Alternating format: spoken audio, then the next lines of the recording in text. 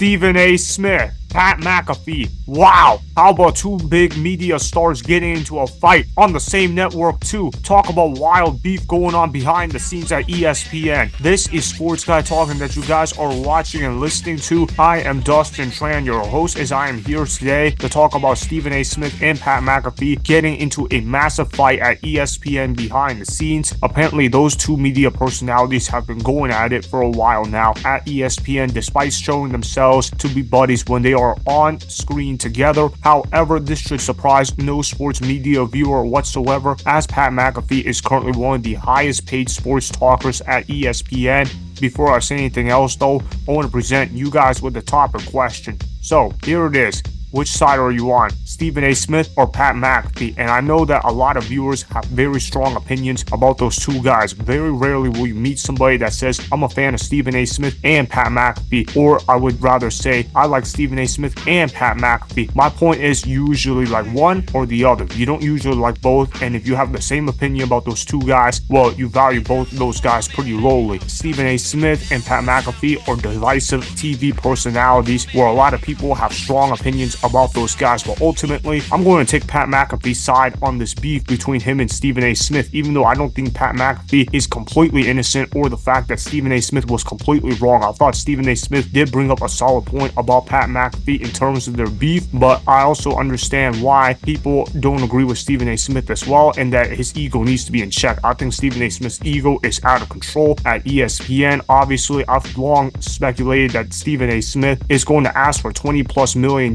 a year during the next round of contract negotiations. I believe his contract is going to be up this summer, so we'll see what happens. He's not going to take no pay cut to stay at ESPN. We all know that Stephen A. Smith is about himself. We know that Stephen A. Smith truly wants to go independent, but I think if he does come back to ESPN is going to have to back the Brinks in order to pay Stephen A. Smith. Look, Pat McAfee is getting paid $17 million a year right now. Obviously, Stephen A. Smith feels like he's producing more than Pat McAfee, and he's going to ask for $20 million a year so he can become the highest paid TV personality at ESPN. And you can see how Stephen A. Smith has already laid the groundwork for contract negotiations when talking to ESPN. I remember he did an interview a couple of weeks ago where he brought up race between Pat McAfee and Stephen A. Smith, as he noted that Pat McAfee was a white man while he was a black man himself, so therefore Stephen A. Smith is at a disadvantage. In other words, pay me up because I'm black, and black people have to be paid more than white people. And I want to show you guys this piece of evidence that's going to prove exactly my point involving Stephen A. Smith and Pat McAfee. Roll of film. I love Pat McAfee. He's a man. Love him to death. Love him to death. I love his swag. I love the fact that he's an honest brother. He don't give a shit. Let me let you know exactly where he stands. That's my kind of dude. That works for me. Now, is he as polished politically as me? Nope. Because he has no desire to be, number one. And number two, if we're being honest, he's white and I'm black. He didn't have to be. I had to be. So I get all of that. And I'm not knocking him for it. I get it. Did you guys notice how Stephen A. Smith pointed out racism between him and Pat McAfee? Sure, he didn't say Pat McAfee treated Stephen A. Smith himself horribly, but he did say that Pat McAfee is getting that money at ESPN because he's white and that whites are not held to the same standards as black people. He said that if you're a white man, you're expected less compared to a black man, and that black people have to do more work than white people in order to get the same amount of respect. And I noticed how Stephen A. Smith was slick in pointing out how he loved working with Pat McAfee to try to distract people from the fact that he really hates Pat McAfee because of the contract. I don't think he hates Pat McAfee the person, but I think he hates that Pat McAfee got $17 million a year. And who can blame Stephen A. Smith entirely? I do think Stephen A. Smith has some valid points when arguing about this whole thing in terms of the media beef behind the scenes, because you got a guy that's making $17 million a year while you're only making $12 million a year, but Pat McAfee, he really only shows up on First Take and then does the Pat McAfee Show from noon through 3 p.m. Eastern Standard Time, and obviously ratings for the Pat McAfee Show are lower than the ratings for First Take. But despite that, Stephen A. Smith has to show up on First Take, he has to show up on Get Up sometimes as a guest, he has to do a bunch of NBA countdown pregame shows,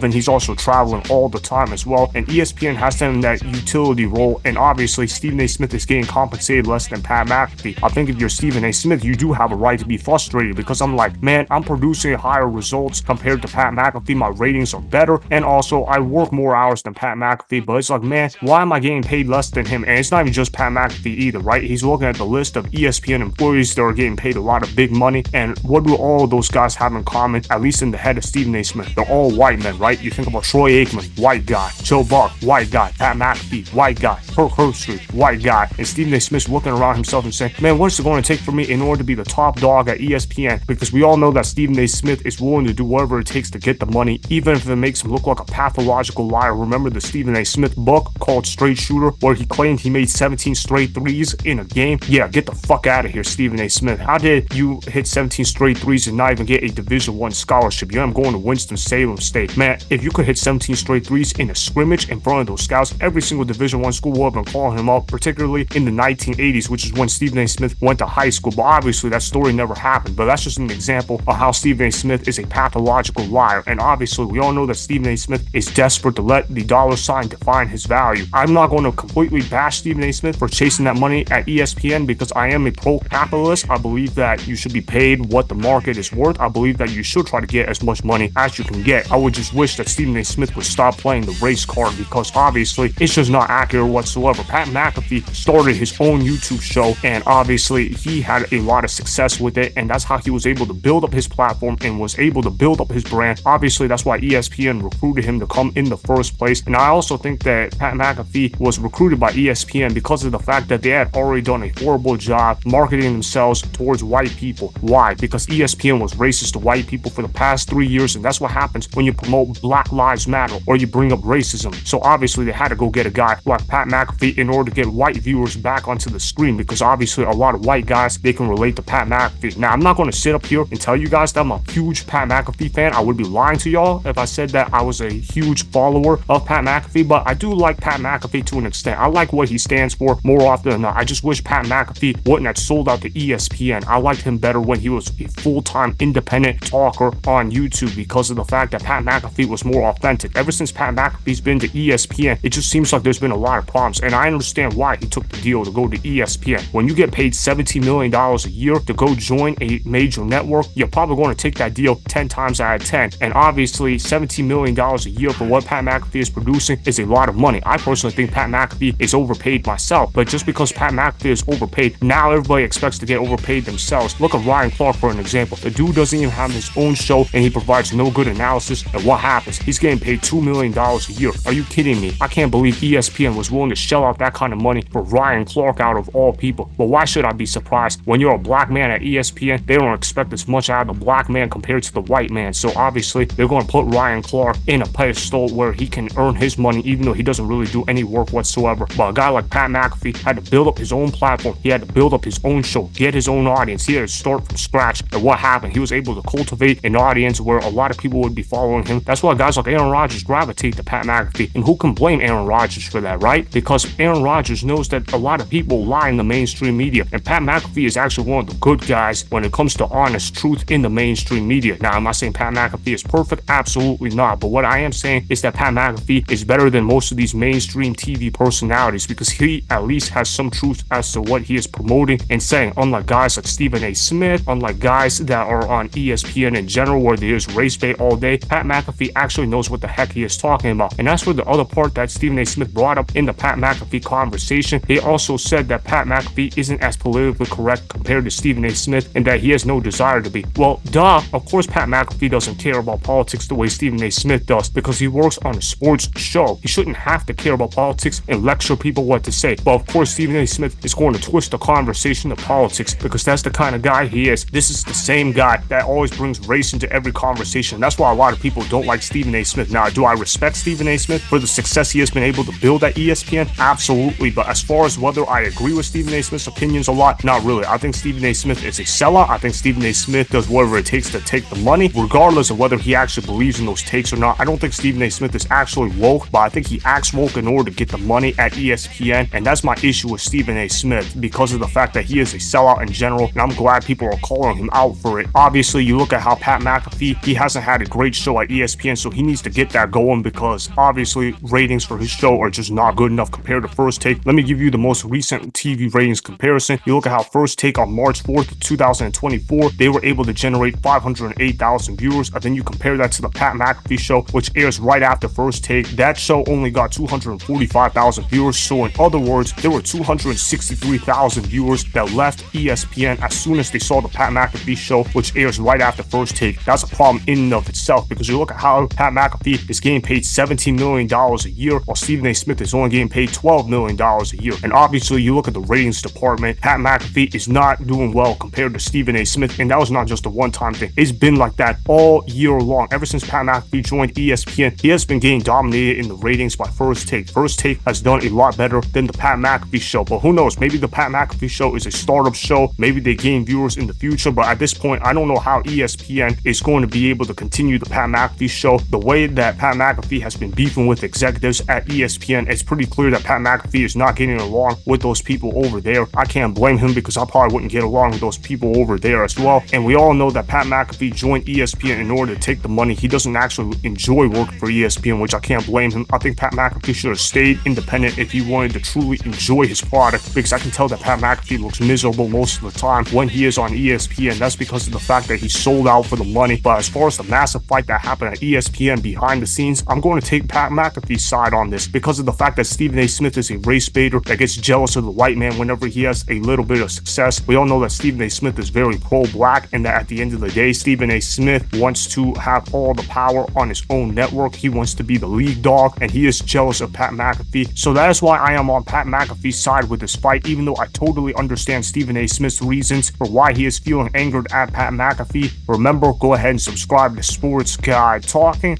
like the video, and please comment down below. If you guys do that, I may shout you guys out in my Instagram story every Monday. That'll be for the @Dustin Tran Instagram account. Make sure to follow me on Instagram @Dustin Tran and @Sports Guy Talking. Also, go follow me on Twitter @Dustin Tran. Again, go ahead and do those things that I just told you guys to go do. Hopefully, you guys enjoyed the content that was just produced. Peace out. I hope you enjoyed that video. Want more Sports Guy Talking, the home of great sports content?